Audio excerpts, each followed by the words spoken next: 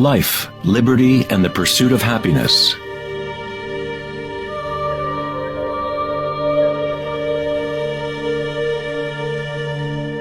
We live our lives pursuing happiness out there, as if it is a commodity. We have become slaves to our own desires and craving.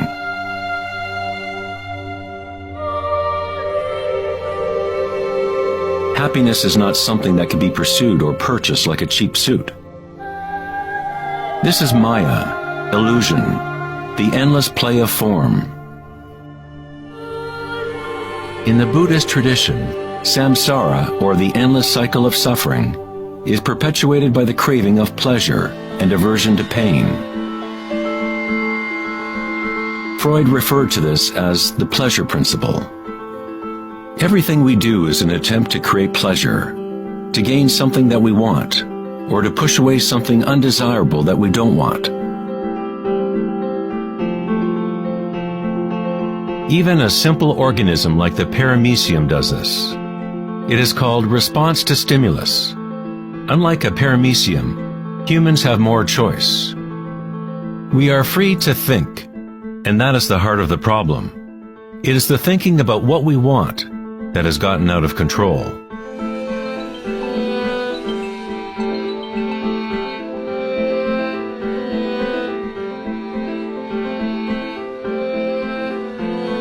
Safety systems arm. 10, 9, 8, 7, 6, 5, 4, 3, 2, 1, 0, and liftoff of Endeavour, going where east and west do meet at the International Space Station. The dilemma of modern society is that we seek to understand the world not in terms of archaic inner consciousness, but by quantifying and qualifying what we perceive to be the external world by using scientific means and thought. Thinking has only led to more thinking and more questions. We seek to know the innermost forces which create the world and guide its course. But we conceive of this essence as outside of ourselves, not as a living thing intrinsic to our own nature. It was the famous psychiatrist Carl Jung who said, "One who looks outside dreams. One who looks inside awakes." It is not wrong to desire to be awake, to be happy. What is wrong is to look for happiness outside, when it can only be found inside.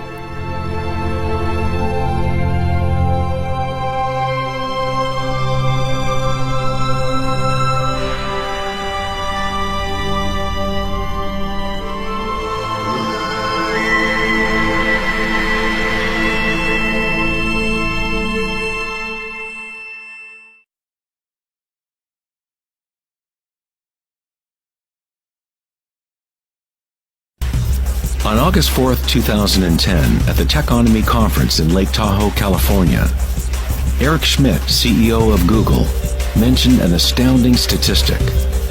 Every 2 days now, we create as much information as we did from the dawn of civilization up until 2003, according to Schmidt. That's something like 5 exabytes of data.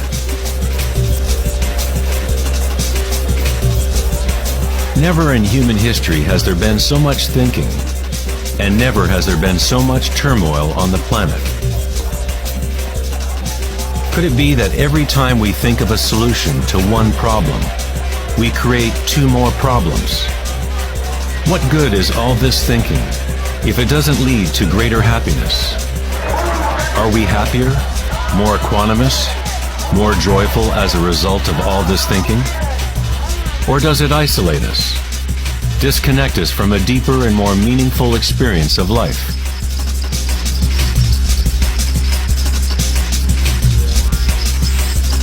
Thinking, acting, and doing must be brought into balance with being.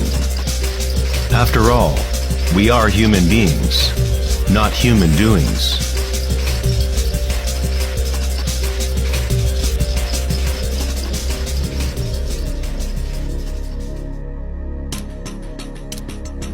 We want change, and we want stability at the same time. Our hearts have become disconnected from the spiral of life. the law of change, as our thinking minds drive us towards stability, security, and pacification of the senses. With a morbid fascination, we watch killings, tsunamis, earthquakes, and wars.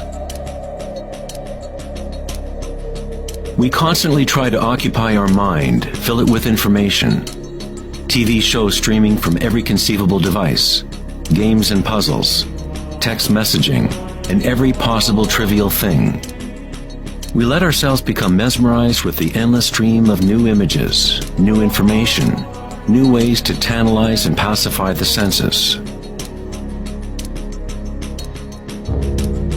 At times of quiet inner reflection, our hearts may tell us that there is more to life than our present reality, that we live in a world of hungry ghosts, endlessly craving, and never satisfied.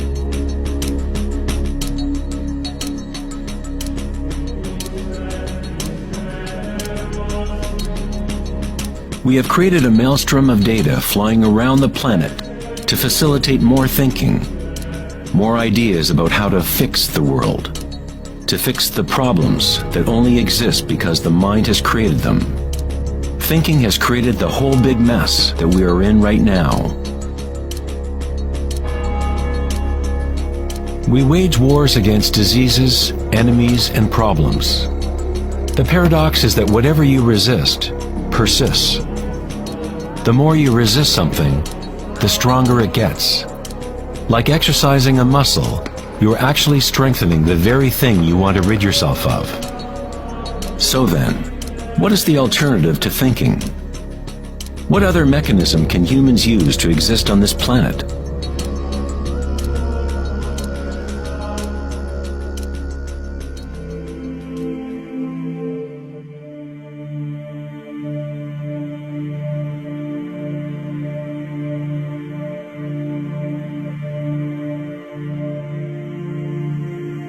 While Western culture in recent centuries has focused on exploring the physical by using thought and analysis, other ancient cultures have developed equally sophisticated technologies for exploring inner space.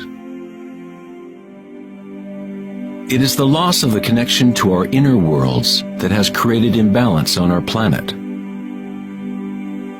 The ancient tenet, know thyself, has been replaced with a desire to know and experience the outer world of form. Answering the question, who am I, is not simply a matter of describing what is on your business card.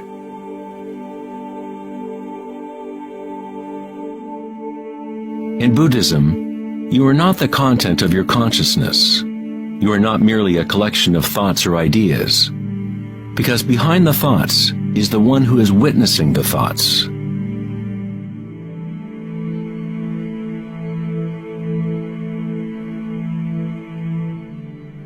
The imperative know thyself is a Zen koan, an unanswerable riddle. Eventually the mind will become exhausted in trying to find an answer, like a dog chasing its tail. It is only the ego identity that wants to find an answer, a purpose. The truth of who you are does not need an answer, because all questions are created by the egoic mind. You are not your mind.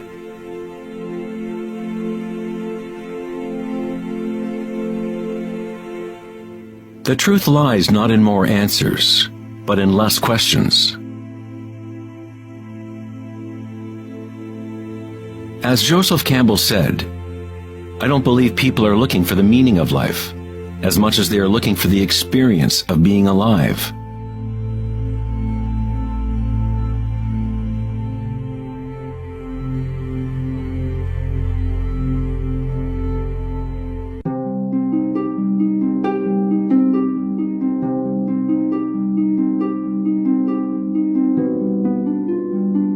When the Buddha was asked, "What are you?" he said simply, "I am awake."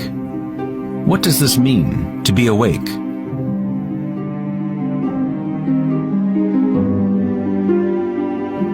The Buddha does not say exactly, because the flowering of each individual life is different. But he does say one thing. It is the end of suffering. Every major religious tradition has a name for the state of being awake. Heaven, nirvana, or moksha. A quiet mind is all you need to realize the nature of the stream. All else will happen once your mind is quiet. In that stillness, inner energies wake up and work without effort on your part. As the Taoists say, Qi follows consciousness. By being still, one begins to hear the wisdom of the plants and animals, the quiet whispers in dreams, and one learns the subtle mechanism by which those dreams come into material form. In the Tao Te Ching, this kind of living is called Wei Wu Wei. Doing, not doing. The Buddha spoke of the middle way as the path that leads to enlightenment. Aristotle described the golden mean, the middle between two extremes, as the path of beauty. Not too much effort, but not too little either. Yin and yang in perfect balance.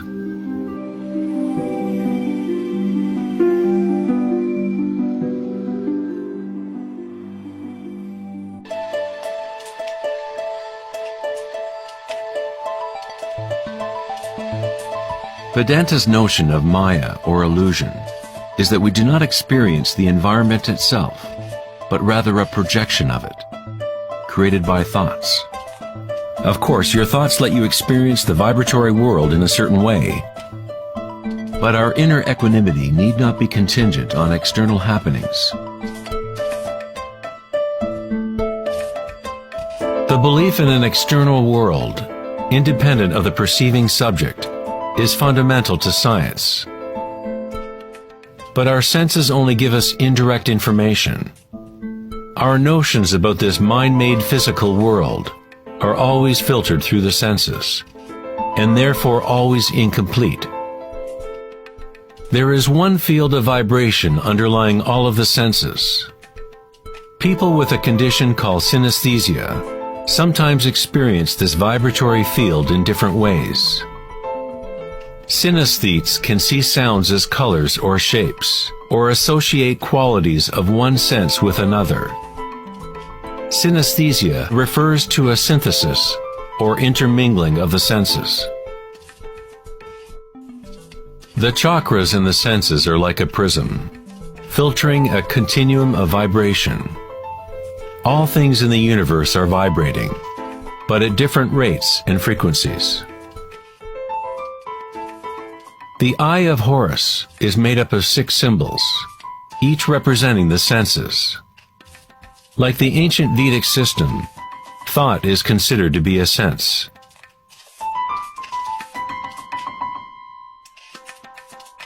Thoughts are received simultaneously as sensations are experienced on the body. They arise from the same vibratory source. Thinking is simply a tool, one of 6 senses. But we have elevated it to such a high status that we identify ourselves with our thoughts. The fact that we do not recognize thinking as one of the 6 senses is very significant. We are so immersed in thought that trying to explain thought as a sense is like telling a fish about water. Water? What water?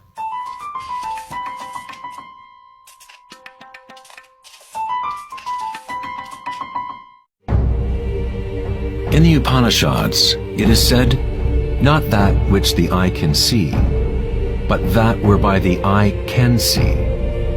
Know that to be Brahman, the eternal, and not what people here adore. Not that which the ear can hear, but that whereby the ear can hear. Know that to be Brahman, the eternal, and not what people here adore.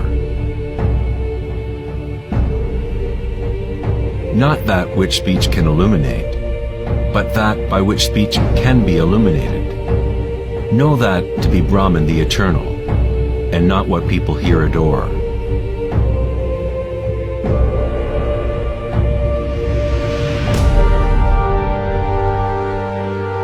Not that which the mind can think, but that whereby the mind can think. Know that to be Brahman the eternal, and not what people here adore.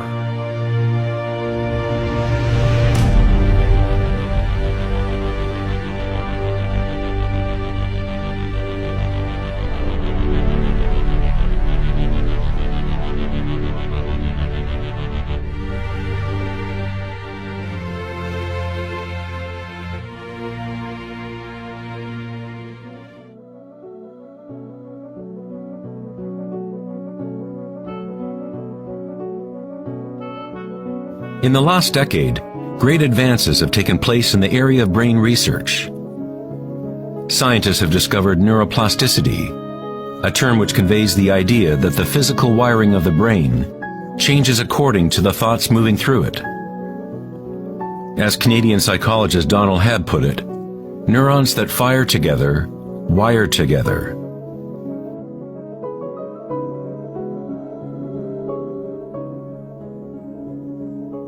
Neurons wire together most when a person is in a state of sustained attention. What this means is that it is possible to direct your own subjective experience of reality.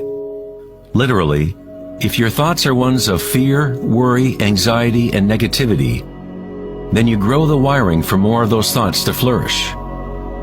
If you direct your thoughts to be ones of love, compassion, gratitude, and joy, you create the wiring for repeating those experiences. But how do we do that if we are surrounded by violence and suffering? Isn't this some kind of delusion or wishful thinking? Neuroplasticity is not the same as the New Age notion that you create your reality by positive thinking. It is actually the same thing that the Buddha taught 2,500 years ago. Vipassana meditation, or insight meditation, could be described as self-directed neuroplasticity. You accept your reality exactly as it actually is. But you experience it at the root level of sensation, at the vibratory or energetic level, without the prejudice or influence of thought, through sustained attention at the root level of consciousness. The wiring for an entirely different perception of reality is created.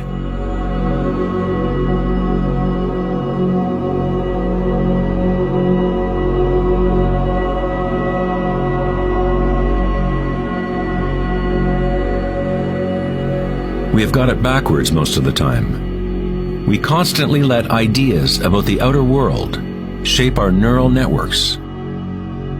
But our inner equanimity need not be contingent on external happenings. Circumstances don't matter. Only my state of consciousness matters. Meditation in Sanskrit means to be free of measurement, free of all comparison, to be free of all becoming. You are not trying to become something else. You are okay with what is.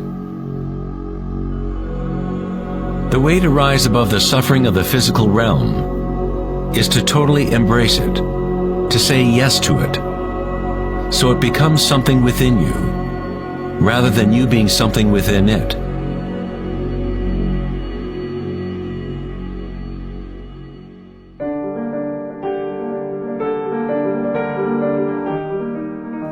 How does one live in such a way that consciousness is no longer in conflict with its content? How does one empty the heart of petty ambitions? There must be a total revolution in consciousness, a radical shift in orientation from the outer world to the inner. It is not a revolution brought about by will or effort alone, but also by surrender, acceptance of reality as it is.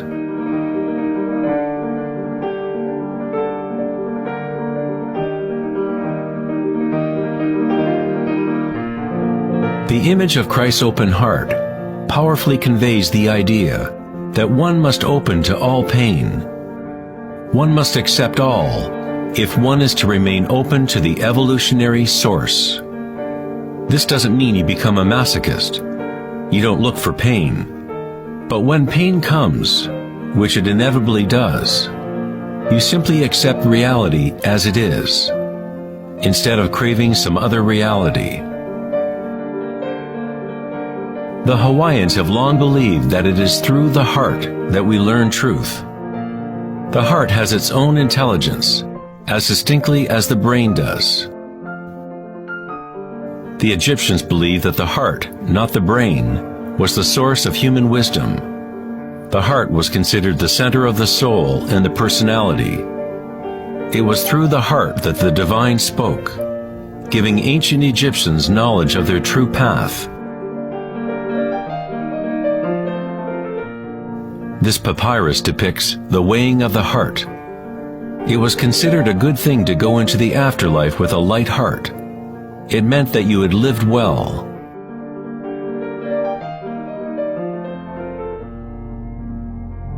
One universal or archetypal stage that people experience in the process of awakening the heart center is the experience of one's own energy as the energy of the universe.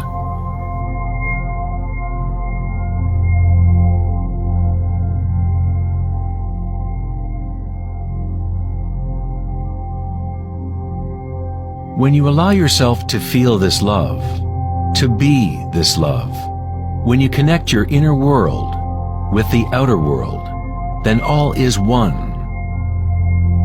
How does one experience the music of the spheres? How does a heart open?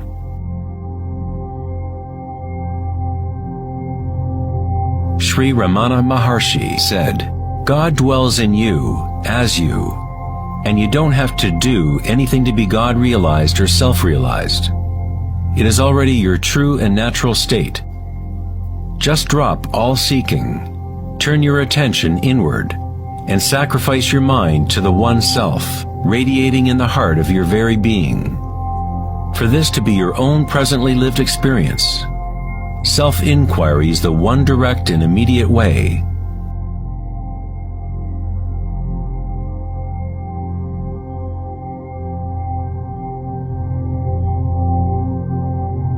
When you meditate and observe sensations within, your inner aliveness, you are actually observing change. This force of change is the arising and passing away as energy changes form.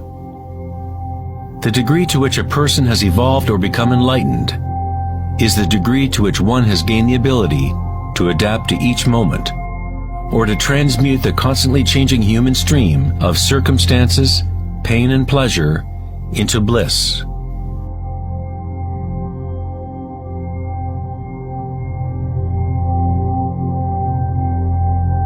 Leo Tolstoy, author of War and Peace, said, "Everyone thinks of changing the world, but no one thinks of changing him or herself."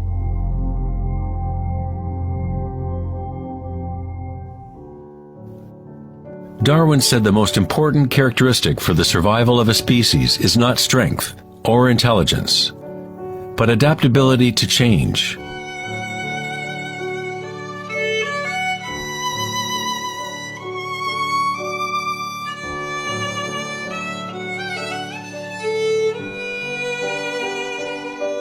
One must become adept at adapting. This is the Buddhist teaching of anicca. Everything is arising and passing away, changing, constantly changing. Suffering exists only because we become attached to a particular form.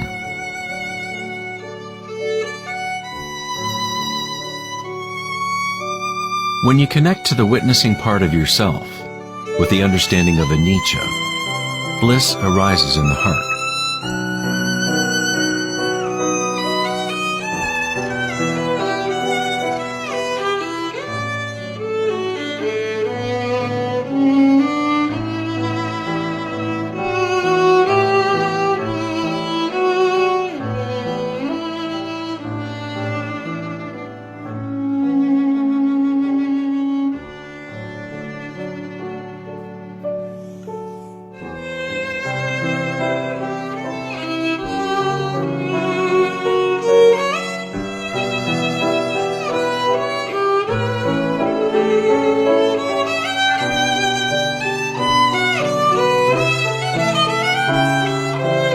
saints, sages, and yogis throughout history unanimously describe one sacred union that occurs in the heart. Whether it is the writings of St. John of the Cross, Rumi's poetry, or the tantric teachings of India, all of these different teachings try to express the subtle mystery of the heart. In the heart is the union of Shiva and Shakti, masculine penetration into the spiral of life, and feminine surrender to change, witnessing and unconditional acceptance of all that is. In order to open your heart, you must open yourself to change. To live in the seemingly solid world, dance with it, engage with it, live fully, love fully, but yet know that it is impermanent, and that ultimately all forms dissolve and change. Bliss is the energy that responds to stillness. It comes from emptying consciousness of all content. The content of this bliss energy born of stillness is consciousness, a new consciousness of the heart, a consciousness that is connected to all that is.